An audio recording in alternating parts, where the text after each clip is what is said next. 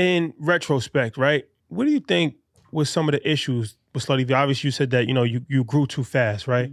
So yeah, like looking back on it, what do you think could have been some of the issues that you could have probably done a little differently if you had a second opportunity?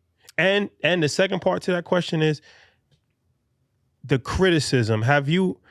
Do you ever listen to, because there's a lot of people inside the vegan community. This is not something new, right?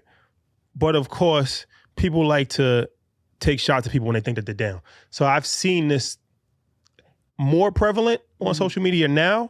Like at least a couple of weeks ago, they're like, oh yeah, that's because it's junk food, stuff like that. So is that something where you're thinking like, okay, maybe we have a garden burger of just plant-based, like, you know what I mean? So those are my two questions. Okay, so I'm gonna answer that question first. So I don't listen to the noise. Especially through the silence, I don't listen to the noise, because what I realize is you can get so consumed in that stuff. And it's important for me to make sure that I got a clear mental, because that's the only way that I can operate. If my mind is polluted with negativity, there's no way that I can win.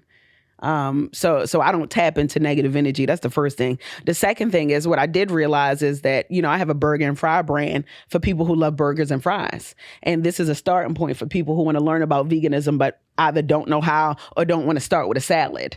What I am doing, though, is I'm adding and increasing menu options to my menu. So I am adding a southwestern garden burger, right? I am adding a gluten-free bun. I am about to add salads. So now everybody can appreciate, if you don't want to eat soy, you ain't got to eat soy. Come and get something else. It's something for you.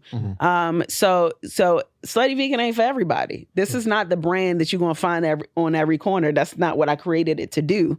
But it's for the people who love burgers and fries, who love vegan food, or who want to start out for the first time. 70% of the people who come to Slutty Vegan are not vegan. They are meat eaters trying vegan food for the first time. So that's my audience. And I'm going to continue to stick to my audience 7 years later. And I still got a great audience. People are still coming. People still love the brand. People still appreciate all that we've created. And I'm excited about all the new menu items that are about to come. So that's the first question. The second thing, not what I would do differently, but what I would tell the audience watching this. Your talent is your business. You got great talent, you got a great business. You ain't got great talent, you ain't got no great business. And your talent is your culture. And all of those things web together. So I am more intentional now about the talent that I bring into my business. I just brought on a headhunter to find me the best talent. I want best in class. I went to LA and everybody kept saying best in class, best in. I'm like, well, why everybody keep saying best in class? Because if you want to be the best, you got to align yourself with the best. And best in class means the people who, and not just looking good on resume, right? Personality, energy, experience. I want to know that you failed a time or two, because then you know how to identify when you see it, and you know how to help me fix it. And I want people to have that kind of experience. So best in class to me is people who have, like I said in the beginning, range. So if you are an entrepreneur with a camera, who I'm talking to right here, if you are an entrepreneur, okay, and you are growing a business and your business is booming and doing all the great things, it's not enough for you to try to figure out numbers when you are creative. You need to find a person that is at the top of the food chain in their business to come in and teach you a thing or two. That doesn't mean that you don't pay attention to it. That means that you oversee what's happening and you get to learn along the way.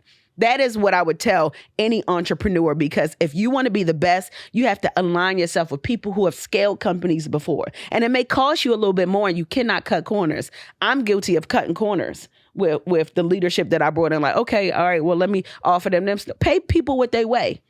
If they good, pay them. Because they're going to work harder for you. And if they happy, they're going to work. And if they work, the job going to get done. And if the job going to get done, the business is going to continue to be successful. You know what I'm saying?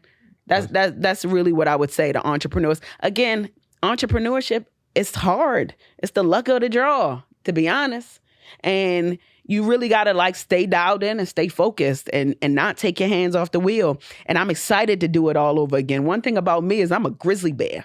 So I'm going to turn this shit up like I did before. You know what I'm saying? And this time I'm aligning with the best.